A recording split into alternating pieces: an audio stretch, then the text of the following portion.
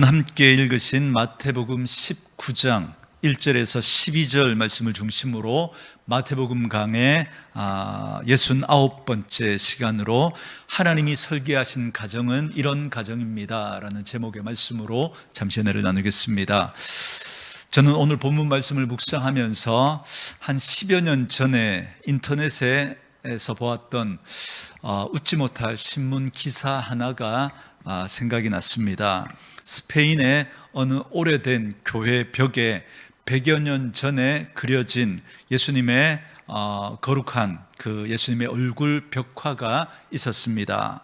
그런데 세월이 흘러서 그 그림이 많이 낡고 훼손되자 그 교회에서 봉사하던 한 할머니, 아마추어 화가였는데요, 이분이 자신이 직접 그 그림을 복구해 보겠다라고 하면서 열심히 그 그림에다가 이렇게 덧칠을 했습니다. 그런데 그 결과가 너무나 황당했습니다. 원래 거룩한 예수님의 얼굴은 온데간데 없고 이 막 덧칠을 해서 그린 그 예수님의 모습이 마치 원숭이 모습처럼 그렇게 그런 모습으로 변해버린 거죠. 그런데 이 소식이 알려지면서 전 세계적으로 큰 화제가 되었고, 이걸 패러디한 수많은 어떤 그림들이 SNS를 통해서 많은 사람들에게 소개되면서 그 귀기하게 변한 모습을 보려고 오히려 수많은 사람들이 그 시골 마을로 그 그림을 보기 위해서 몰려든 겁니다. 그래서 이 할머니가 졸지에 굉장히 유명한 셀럽이 되었고, 그래서 이 마을에서 굉장히 이렇게 유명한, 우리 이 마을을 다시 살려냈다고 많은 사람들이 그 그림을 보기 위해서 막 모여오고, 막 이 그림이 막 뭐 이렇게 패러디 되어서 아마 여러분들 보신 분들도 있을 겁니다. 그런데 저는 이 우픈 에피소드가 어쩌면 오늘날 우리 교회와 성도들의 모습은 아닌가라고 하는 그런 생각을 하게 되었습니다. 우리가 하나님의 말씀을 듣고 지킨다라고 하면서도 종종 나도 모르는 사이에 그 말씀 위에다가 내 생각이라고 하는 걸 덧칠해 버립니다. 그래서 원래 하나님이 말씀하신 것은 이건데 그건 온데간데 없고 내 상황에 맞추어서 적당히 터치해서 전혀 다른 모습으로 바꾸어 놓고 나는 믿음 생활 잘 하고 있다라고 그렇게 생각하는 거죠. 그게 마치 하나님의 뜻인 것처럼. 그런데 원래 하나님의 그 말씀의 뜻하고는 전혀 다른, 거기에다가 덧칠해서 내 생각으로 덧칠해서 전혀 다른 모습으로 바꾸어 놓은 겁니다. 여러분, 교회의 모습도 마찬가지가 아닌가라는 생각을 할 때가 있습니다. 오늘날 성경과는 너무나 다른 이상한 교회의 모습, 그리고 그 모습을 보기 위해서 수많은 구경꾼들이 몰려들고 있는 것은 아닌가. 원래 하나님께서 디자인하신 그 교회는 이런 모습이 아닌데, 그런데 우리 생각으로 우리가 원하는 모습으로 바꾸어 놓고, 그리고 그 모습을 보기 위해서 많은 사람들이 몰려들고 있는 이 모습이 오늘 교회의 모습은 아닌가라는 생각을 해보게 되었습니다. 여러분, 구약 성경을 보면 이스라엘 백성들이 하나님을 아예 안 섬긴 적은 한 번도 없습니다. 그들은 절기도 열심히 지켰고 성전에 나아가 제사도 부지런하게 드렸습니다. 자기들 나름대로는 엄청난 열심을 가지고 하나님을 섬긴다고 섬겼던 겁니다. 하지만 하나님이 원하시는 방식이 아니라 자기들이 엉터리로 덧칠한 그 방식으로 섬겼던 거예요. 그러다가 보니까 하나님은 그들의 종교 생활을 기뻐하기는커녕 오히려 굉장히 불편해 하셨습니다. 여러분, 말라기 1장 10절 말씀 여러분 기억나십니까? 만군의 여호와가 이르노라, 너희가 내 제단 위에 헛되이 불사르지 못하게 하기 위하여 너희 중에 성전 문을 닫을 자가 있었으면 좋겠도다. 내가 너희를 기뻐하지 아니하며 너희가 손으로 드리는 것을 받지도 아니하리라. 이렇게 말씀하십니다. 그들은 열심히 제사를 드린다고 드렸는데 나 이제 그 제사 더 이상 받지 않겠다. 아니, 받고 싶지 않다. 제발 저 성전 문 좀 닫아서 내 앞에 헛되이 예배드리러 나가지 못하도록 누가 좀 막아줬으면 좋겠다라고 탄식하시는 예수님의 말씀입니다. 그러므로 우리가 얼마나 열심을 내어서 신앙생활을 하느냐보다 훨씬 더 중요한 것은 하나님이 진짜 원하시는 방식은 무엇인가, 하나님이 진짜 원하시는 것은 무엇인가, 이걸 정확히 아는 것이 더 중요합니다. 요즘 성도들이 마태, 마가, 누가, 요한복음 대신에 내가 복음이라고 하는 그 복음을 만들어 가지고 지키고 있는 뼈 있는 그런 농담 많이 하지 않습니까? 내가 편한 대로 만든 그 신앙을 주님은 결코 기뻐하시지 않는다라는 것입니다. 오늘 우리가 읽은 본문도 바로 이런 배경 속에서 바리새인들이 예수님을 찾아와서 아주 곤란한 질문을 던지고 있는 내용으로 시작이 됩니다. 오늘 본문이 속한 마태복음 19장은 사실 마태복음 전체를 놓고 볼 때 매우 중요한 분기점이라고 할 수 있습니다. 왜냐하면 예수님의 사역의 동선이 완전히 바뀌는 지점이 바로 이 마태복음 19장이기 때문에 그렇습니다. 여러분, 우리 오늘 본문 1절과 2절 같이 한번 읽어볼까요? 1절, 2절 있습니다.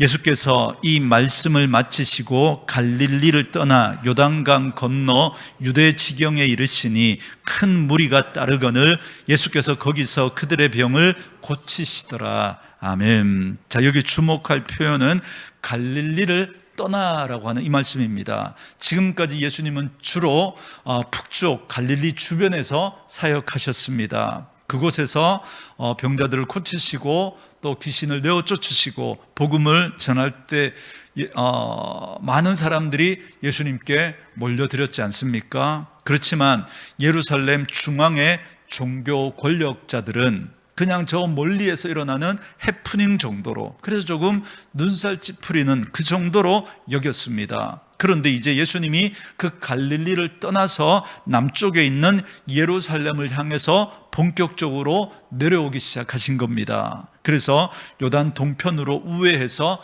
유대 지경, 그러니까 예루살렘 바로 턱 밑까지 당도하신 겁니다. 그렇게 예루살렘 가까이로 사역지를 옮기신 예수님 주변으로 여전히 많은 사람들이 몰려들었습니다. 병자들이 몰려들었고 또 수많은 추종자들이 몰려드니까 예루살렘의 그 중심에 있었던 종교 권력자들은 큰 위기감을 느낄 수밖에 없었습니다. 자기들의 그 기득권을 빼앗기지는 않을까, 이러다가 정말 나라가 뒤집히게 되는 것은 아닐까라고 하면서 큰 걱정에 빠지게 됩니다. 그래서 바리새인들이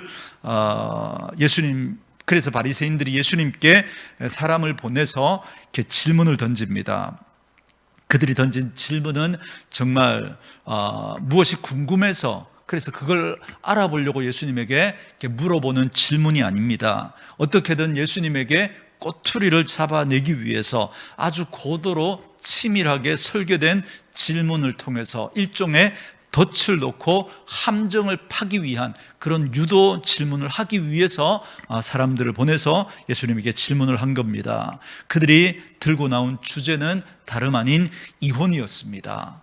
3절에 보면 그들이 이렇게 묻습니다. 바리새인들이 예수께 나와 그를 시험하여 이르되 사람이 어떤 이유가 있으면 그 아내를 버리는 것이 옳으니까, 이렇게 질문합니다. 여러분, 이 말은 이혼을 해도 되느냐 안 되느냐를 묻는 게 아닙니다. 어떤 사유가 있을 때 이혼을 하는 것이 법적으로 정당합니까? 이렇게 묻는 겁니다. 왜 이렇게 그들이 질문을 했냐면, 여러분, 당시 그 모세의 율법인 신명기 24장 1절 말씀 때문에 그렇습니다. 여러분, 시간 관계상 제가 찾지 않겠지만 여러분 아시는 내용입니다. 거기 보면 사람이 아내를 맞이하여 데려온 후에 그에게 수치된 일이 있음을 발견하고 그를 기뻐하지 아니하면 이혼 증서를 써서 그 손에 주고 그를 자기 집에서 내보낼 것이요, 이렇게 말씀합니다. 그러니까 율법에는 분명히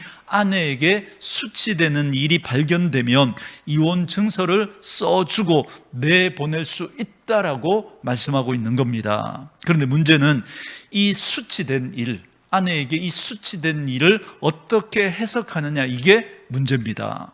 이 문제 때문에 그 당시 유대 사회의 바리새인 학파가 둘로 쪼개져 있었습니다. 율법을 아주 엄격하게 해석해서 오직 여인이 간음을 했을 경우, 그러니까 모세의 율법에서 이혼 증서를 써줄 수 있다라고 하는 건 이 아내가 간음을 했을 그 경우에만 해당한다라고 해석했던 학파가 샴마이 학파라고 합니다. 샴마이 학파. 반대로 이 수치된 일을 이렇게 해석하는 학파가 있습니다. 빵을 굽다가 좀 태웠어요. 우리로 하면 국을 끓이다가 그저 밥을 하다가 좀 된 밥을 하고 국을 끓이다가 좀 짜게 끓인 겁니다. 이게 설거지를 하다가 이제 접시를 깨뜨린 거예요. 이런 사소한 이유조차도 전부 다 아내에게서 이건 다 수치되는 일에 포함된다라고 해석해서 남편이 이걸 빌미로 마음대로 이혼 증서를 써주고 아내를 내보낼 수 있다라고 가르쳤던 학파가 바로 힐렐 학파라는 학파입니다. 당시 대다수의 사람들은 이 학파를 지지했습니다. 왜요? 이게 훨씬 더 자기에게 유리하니까. 아내하고 사는데 마음이 안 드는 거예요. 다른 여자를 보면서 아내로 삼고 싶은데 쫓아내야 될 거 아닙니까? 그러면 여러분 이 힐렐 학파처럼 아내에게 수치된 일, 뭐든 꼬투리 잡아가지고 수치된 일이 있다 그러면서 내쫓고 새로운 아내를 맞아들이는 그런 일이 빈번히 일어났던 거죠. 여러분 그렇기 때문에 이 학파는 굉장히 악의적이고 또 이게 자기에게 유리하니까 많은 사람들이 이걸 받아들였던 겁니다. 어쨌든 바리새인들이 이 쟁점을 들고 나온 이유는 예수님을 어떻게든 꼬투리를 잡아서 코너로 몰아넣기 위함이었습니다. 만약에 예수님이 엄격한 이 샴마이 학파의 편을 들면서 간음 외에는 절대로 이혼할 수 없다라고 하면 그 당시 대다수를 차지하는 힐렐 학파 추종자들과 그 백성들이 순식간에 예수님을 적으로 돌릴 것 아닙니까? 우리 입장에 반대되는 입장을 이야기하니까 그렇게 될 판입니다. 또 반대로 아무 이유나 다 들어서 이혼해도 된다라고 하면서 모세의 율법을 가볍게 여기는 부도덕한 자라고 비난할 판이었습니다. 그래서 이 힐렐 학파의 주장을 이야기하면 당신은 왜 모세의 율법을 가볍게 여기냐고 그렇게 예수님을 비난할 수 있었던 거죠. 여러분 이것만 봐도 여러분 참 사람들이 내로남불이다라는 걸 알 수 있죠. 자기들의 입장은 뭐예요? 이 힐렐 학파 어떤 것도 꼬투리 잡아서 내보낼 수 있다고 그러면서 자기들은 그렇게 했어요. 그런데 예수님이 그렇게 또 이야기하면 예수님이 모세의 그 율법을 가볍게 여긴다고 하면서 또 모세를 막 코너로 몰려고 했던 이 사람들의 모습, 내로남불의 전형적인 그 모습을 보여주는 거죠. 마치 오늘날 목회자들에게 우리는 그렇게 살아도 목사님은 그렇게 살면 안 됩니다, 그런 것 아닙니까? 이렇게 생각하는 것하고 비슷한 거죠. 게다가 여러분 이 질문 속에는 아주 무서운 정치적인 함정이 더 숨어 있었습니다. 바로 여러분 얼마 전에 세례 요한이 분봉왕 헤롯의 그 불법적인 이혼과 재혼을 죄라고 지적하다가 목이 잘려 순교당하지 않았습니까? 그런데 만약 예수님이 이 이혼에 대해서 부정적으로 말씀하시면 헤롯 왕을 정면으로 정죄하는 꼴이 되기 때문에 헤롯의 손에 죽임을 당할 수도 있는, 그래서 그런 코너로 몰 수 있는 그런 덫이 될 수도 있었습니다. 겉으로는 이혼이라고 하는 신학적인 토론의 떡밥을 던졌지만 그 안에는 예수님을 이렇게 덫에 올가매려고 했던 바리새인들의 날카로운 그런 숨은 의도가 거기 담겨져 있었던 거죠. 이 교묘한 질문에 대해서 우리 주님은 차원이 다른 대답을 하십니다. 여러분 우리 6절 말씀 같이 한번 읽어볼까요? 6절 시작. 하나님이 짝지어 주신 것을 사람이 제가 오늘 6절 말씀 아닌가요? 예, 맞습니다. 중반절부터요. 우리 같이 읽습니다. 시작. 하나님이 짝지어 주신 것을 사람이 나누지 못할지니라. 아멘. 자, 이렇게 예수님이 선언하셨습니다. 그러자 바리새인들은 얼씨구나, 이제 걸려들었구나라고 흥분하면서 곧바로 반박합니다. 그러면 어찌하여 모세는 이혼 증서를 주어서 버리라 명하셨습니까? 라고 반박을 합니다. 여기에 대해서 예수님은 8절에서 이 문제의 본질을 날카롭게 설명해 주십니다. 우리 8절 말씀 같이 한번 읽어볼까요? 시작. 예수께서 이르시되 모세가 너희 마음의 완악함 때문에 아내 버림을 허락하였거니와 본래는 그렇지 아니하니라. 아멘. 그러니까 모세가 신명기 24장에서 했던 이 법은 모세가 이혼을 적극 권장하거나 옳다고 인정해서 그 법을 만든 게 아니라 인간들의 그 마음이 너무나도 악하고 완악했기 때문에, 그래서 그 당시 사회적인 약자였던 그 여인들을 보호하기 위해서 만들어준 일종의 최소한의 임시 처방전이었던 거예요. 이건 여러분 3500년 전 모세 시대 그 고대 사회 속에서 여인들의 인권은 그야말로 처참했습니다. 여러분 동등한 인격체라기보다는 거의 여러분 지배재산이나 하녀와 같은 취급을 받았습니다. 숫자에도 들어가지 않고 여러분 여자들의 증언은 증언으로 쳐주지도 않았던 그런 시대였습니다. 그래서 어떤 완악한 남편이 그 여인과 살다가 아내가 마음에 안 든다고 그냥 무작정 집 밖으로 내쫓아내도 이런 아내는 아무 할 말 없이 쫓겨나야 했습니다. 그렇게 내쫓아 놓고는 한 5개월쯤 지나가지고 자기 필요에 따라서 다시 들어오라고 하면 아내는 또 꼼짝없이 그 집으로 또 끌려 들어와야 합니다. 이런 버려진 아내의 입장에서 먹고 살 길이 없어서 다른 남자를 만나서 이제 개가를 하려고 하면 전 남편이 불쑥 나타나서 내 아내인데 왜 딴 남자랑 사느냐라고 하면서 이건 간통죄다, 너희들 간통죄다, 이렇게 고발하면 꼼짝없이 당시 그 율법에 의하면 어떻게 돼요? 돌에 맞아 죽어야 합니다. 그래서 실제로 이런 일들이 빈번하게 일어났던 거예요. 자기가 마음에 안 든다고 쫓아내놓고는 이혼 증서를 써주지 않으니까 법적으로는 내 아내인 거예요. 그래서 이 여인이 살 길이 없어서 개가하려고 다른 남자를 맞았는데 찾아가가지고 간통이다 라고 하면서 이렇게 돌을 던져서 죽이는 그런 끔찍한 일들이 벌어졌던 거예요. 이 비참한 상황 속에서 법적 보호를 받지 못해서 오도 가도 못하는 그 가련한 여인들을 위해서 모세가 그 완악한 남자들에게 법으로 그걸 못하도록 못 박은 겁니다.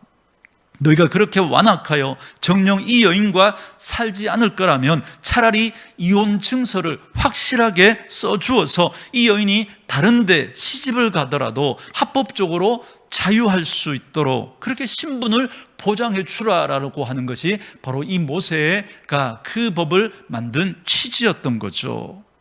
그러나 주님은 이 바리새인들의 유치한 논쟁 수준에 머물지 않으시고 인간이 만든 법의 이런 덫을 벗겨내시면서 훨씬 더 깊은 하나님이 처음 에덴 동산에서 가정을 만드시면서 그때 하나님이 설계하셨던 가정의 원래 설계도를 펼쳐 보이십니다. 인간이 덫을 해놓은 인간의 정욕을 다 벗겨내고 인간의 욕심 때문에 하나님이 설계하신 가정의 모습은 그게 아니었는데 여기에 막 세월이 지나면서 이것저것 막 덧붙여졌던 거예요. 그걸 다 벗겨내고 이제 하나님이 원래 설계하셨던 가정의 설계도를 그들 눈앞에 이렇게 선명하게 펼쳐서 보여주시는 것이 바로 오늘 본문의 말씀입니다. 그렇다면 예수님이 회복하시고자 하시는 하나님의 원래 가정의 설계도는 여러분 어떤 모습일까요?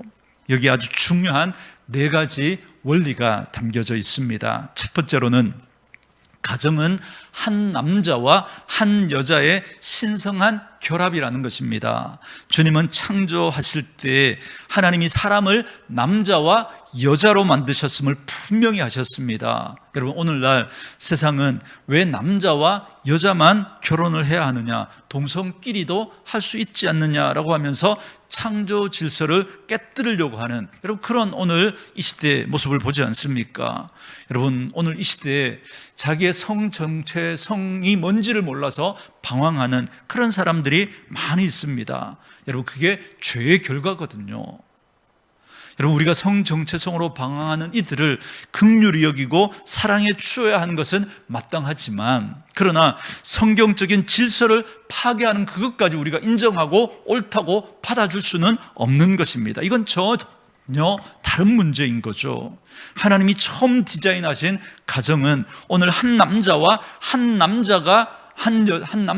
여자가 만나서 가정을 이루는 것, 이게 하나님이 설계하신 가정의 원래 모습입니다. 여러분, 우리는 무슨 일이 있어도 이걸 지켜가야 합니다.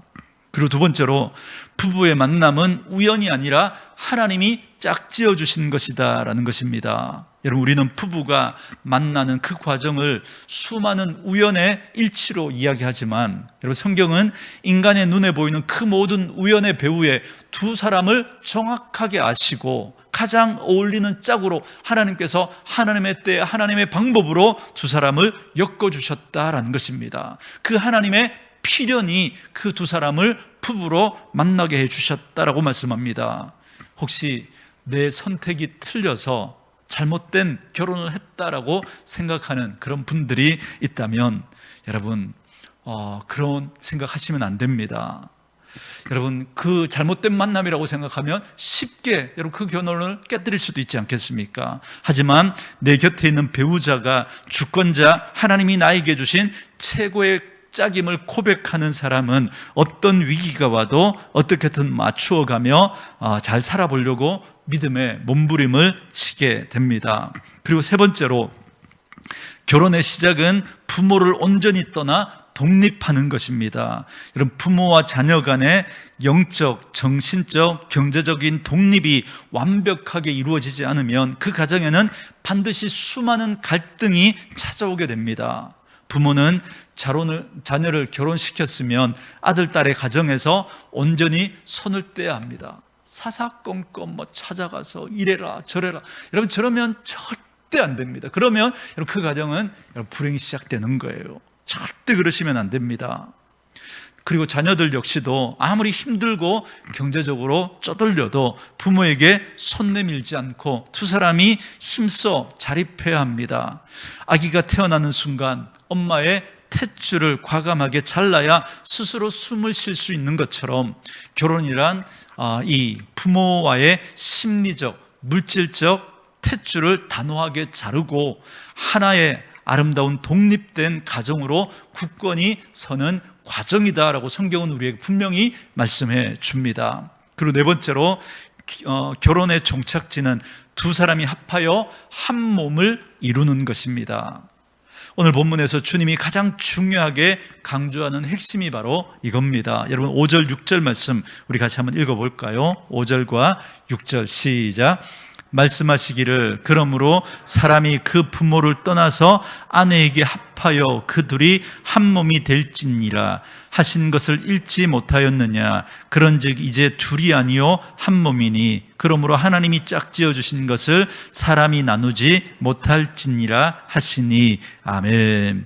여러분, 여기 합하여라고 번역된 단어의 헬라어 원어의 그 본래 뜻이 뭐냐면 아교풀로 단단히 붙이다라는 뜻입니다. 여러분, 요즘에는 접착제 좋은 게 많아서 악교 잘 쓰지 않지만, 여러분 예전에 여러분 악교라고 하는 거, 그저 뼈를 막 끓여가지고 그 뼈에서 나오는 그 진액을 가지고 만든 접착제가 악교죠.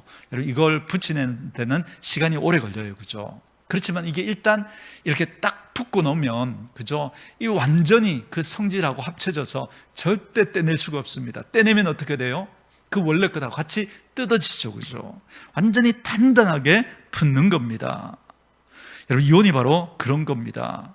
여러분, 하나가 된다라는 것은 이토록 절대로 쪼갤 수 없는 영적, 유기적 결합을 의미하는 겁니다. 그런데 이걸 억지로 떼면, 그죠? 거기에 많은 상처와 아픔들이 뜯어지는 그런 아픔들이 있게 마련입니다. 더 나아가서 한 몸을 이룬다라는 건 그 성경적인 표현 속에는 거룩하고 아름다운 부부간의 성적인 연합도 거기 담겨져 있습니다. 여러분, 성은 거룩한 부부의 그 거룩한 울타리 안에서 하나님이 내려주신 가장 아름다운 그런 축복의 선물 중에 하나입니다.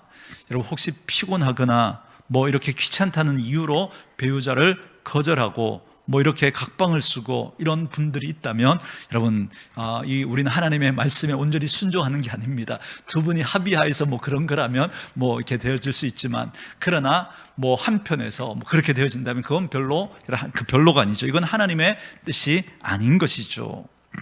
주님은 지금 단순히 이혼을 하느냐 마느냐 그 차원을 넘어서 이토록 아름답고 완전한 한 몸의 가정을 먼저 이루라라고 명령하신 것입니다. 이것이 하나님이 원래 디자인하신 가정의 모습이라는 것을 우리에게 말씀해 주고 있는 거죠. 이 깊고 높은 하나님의 이 기준을 들은 제자들은 예수님이 이혼도 마음대로 못하고 평생 본드로 뭐 붙은 것처럼 그렇게 살아야 한다면 차라리 장가 안 가고 혼자 속 편하게 사는 게 낫겠습니다. 요즘 젊은 남자들이 생각하는 그런 생각들처럼 제자들이 예수님에게 이렇게 대답을 한 겁니다. 오늘날 성도님들 중에도 현실 속에서는 절대로 안 됩니다. 우리 배우자는 도무지 불가능합니다. 이렇게 마음의 문을 닫고 계시는 분들이 계실지 모르겠습니다. 그렇다면 우리 주님은 현실도 전혀 모르면서 그냥 순진한 이상주의자여서 여러분 이런 말씀을 하셨겠습니까? 그렇지 않습니다. 주님은 우리에게 이 거룩한 명령을 주셨을 뿐만 아니라 이것을 어떻게 성취할 수 있는지 그 능력의 비결 또한 친히 삶으로 가르쳐 주셨습니다. 그 유일한 해답이 바로 십자가입니다. 여러분, 이건 그냥 인간적인 힘으로는, 우리 능력으로는 되지 않습니다. 그러나 십자가를 통과할 때, 그 십자가를 통과한 남편, 그 십자가를 통과한 아내를 통해서 여러분 이것이 성취되어 줄 수 있다라고 말씀하시는 겁니다.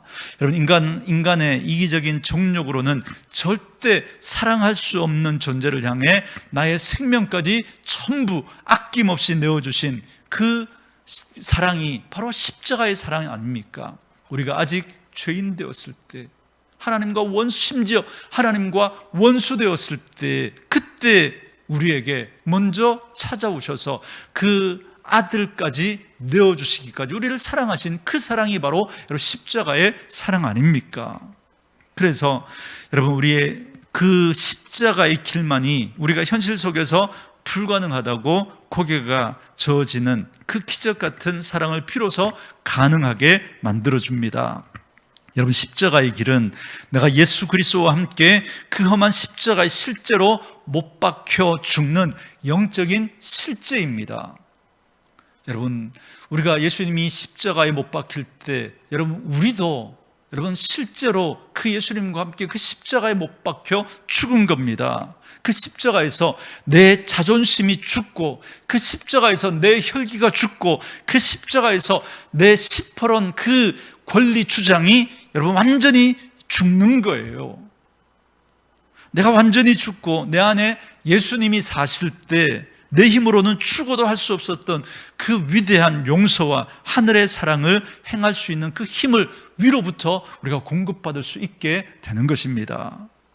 원래 하나님은 가정의 아버지를 통해서 하나님 아버지를 만나게 하셨고, 남편을 통해 교회를 위해 생명을 주신 그리스도의 사랑을 배우도록 설계하셨습니다. 그러나 이 땅에 남편들의 죄악으로 인해서 그 영광스러운 역할을 실패해 버렸습니다. 그래서 하나님은 마침내 비상한 구원의 방법을 만들어내셨는데 그게 바로 십자가입니다. 내 독생자 아들을 십자가에 피 흘려 내어주기까지 너희를 내 가족으로 맞아들인 이 사랑이 진짜 아버지의 마음이다라는 걸 하나님께서 그 십자가를 통해서 우리에게 보여주신 거예요. 하나님이 원래 설계하신 그 모습은 가정의 아버지를 통해서 그 하나님 아버지의 그 사랑을 그 자식들에게 알게 하는 거고, 그 남편의 그 사랑을 통해서 교회를 죽기까지 사랑하신 그 사랑을 깨닫게 하시는 건데, 그 남편들이 이 부분에 실패한 거죠.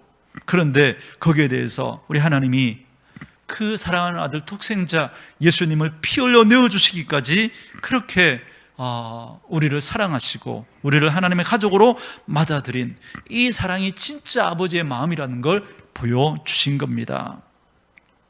그래서 이 주님의 십자가의 사랑을 깨달아 만난 성도는 나에게 깊은 상처를 주었던 육신의 아버지를 비로소 용서하고 그 아버지도 눈물로 품어낼 수 있습니다.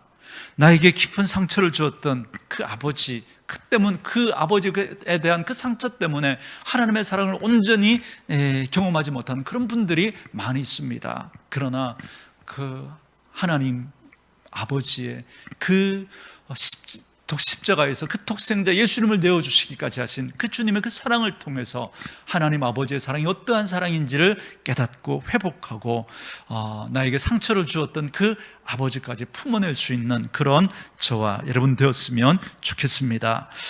내가 그리스도와 함께 십자가에서 완전히 죽어 묻히는 바로 그 자리에서 세상이 줄 수 없는 하나님의 부활의 생명이 비로소 싹트기 시작합니다. 내가 죽어 거름이 되는 그 자리에서 차갑게 얼어붙었던 가정의 그 아픔들이 봄에 눈 녹듯 그렇게 그 상처들이 녹아내리고 회복되고 또 우리 자녀들이 살아나는 그런 놀라운 그런 은혜의 역사가 일어나게 될 줄 믿습니다. 그래서 저는 청년들 결혼을 이렇게 주례할 때 주로 오늘 읽었던 이 말씀을 중심으로 전합니다. 왜냐하면 이 말씀이야말로 하나님이 인간에게 주신 가정이 어떤 구조로 치어져야 하는지를 가장 완벽하게 보여주는 최고의 가정 설교도이기 때문입니다. 결혼식에 여러분 그 순서에 보면 하이라이트 장면이 어떤 거죠? 마지막에 신랑 신부가 그죠? 이제 성혼 선포가 있고 나면 이제 양측 그죠? 내빈들 사이로 이렇게 행진하는 그런 순서가 있지 않습니까? 여러분, 그래서 이 혼인 서약을 할 때 어떤 역경 가운데도 이 사람을 영원히 사랑하겠습니까? 라고 이렇게 물으면 어떻게 합니까? 네, 라고 그렇게 대답을 합니다. 여러분, 여기 이 서약에는 그죠? 내 목숨이 다하는 날까지 이 사람을 내 몸처럼 사랑하고 끝까지 지키겠다라고 하는 여러분 이건 하나의 언약입니다. 언약.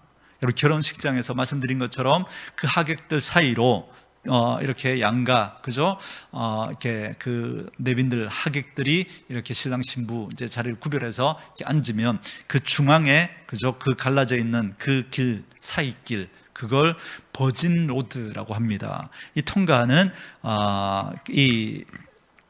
그 의식이 오늘 결혼식에도 있지 않습니까? 이건 여러분 고대 근동에 언약을 맺을 때 두 당사자 간에 그죠? 짐승을 잡아서 반을 쪼개서 벌려놓고 이 언약을 하는 그 두 당사자가 어떻게 합니까? 그 사이를 지나가면서 이 언약을 깨는 사람은 어떻게 된다는 거예요? 이 벌려놓은 이 짐승처럼 쪼개져서 죽게 될 것이다 라고 하면서 목숨을 담보로 한 피의 언약이 바로 여러분 그 의미입니다. 그렇기 때문에 우리 결혼 서약을 하고 여러분 행진을 할 때 그냥 막 이렇게 축하하는 퍼포먼스로만 우리가 그렇게 이해했지만 여러분 그게 아닙니다. 거기에는 바로 이런 의미가 담겨져 있는 거예요. 이 언약을 깨뜨리면 나도 이 짐승처럼 쪼개져 죽으리라고 하는 그 목숨을 담보로 한 피의 서약을 맺은 겁니다. 그렇기 때문에 버진 로드를 걸어나가는 그 행위 역시 내 기분이 나쁘다고 이 언약을 내 마음대로 찢어버린다면 나는 하나님 앞에 추고 마땅한 죄인인 겁니다. 내 생명을 걸고 이 약속을 끝까지 지키겠습니다라고 고백하는 선포인 거죠. 그러므로 부부 생활은 내 인간적인 의지만 가지고는 도저히 지켜낼 수 없습니다. 오직 오늘 본문에서 주님이 가르쳐 주신 대로 날마다 나의 죽어짐을 선포하는 예수님의 그 십자가를 믿음으로 통과할 때야만 하늘이 부어주시는 초자연적인 그 기쁨을 넉넉히 은혜 가운데 그 기쁨을 누리면서 우리는 이 언약을 영광스럽게 완성해 낼 수 있습니다. 지금 여러분이 처한 현재의 상황과 형편이 어떠할지라도 우리가 그리스도인으로서 통과해야 하는 유일한 생명의 관문은 오직 단 하나, 예수 그리스도의 십자가뿐입니다. 내가 십자가 앞에서 완전히 복종되고 주님과 하나가 될 때 홀로 살아가는 독신의 삶도 거룩하게 감당해낼 수 있고, 아픔을 딛고 새롭게 가정을 꾸리는 재혼의 걸음 속에서도 하늘의 축복을 누릴 수 있습니다. 그리고 지금 당장 깨어지기 일보 직전에 그 위태한 가정도 지옥의 문턱에서 돌이켜 천국의 모형으로 아름답게 변화되는 위대한 기적을 마주하게 될 줄 믿습니다. 그 십자가를 통과할 때 비로소 그 일이 가능한 줄 믿습니다. 사랑하는 성도 여러분, 사람의 생각으로 변질시킨 내 중심의 가치관을 이 시간 예수님의 보혈로 다 씻어낼 수 있기를 바랍니다. 우리는 하나님의 말씀을 내 편한 대로 이렇게 저렇게 해석하고 거기에다가 덧붙이고 거기에다가 빼버리면서 정말 이상한 그런 걸 하나님의 말씀이라고 만들어 놓은 거예요.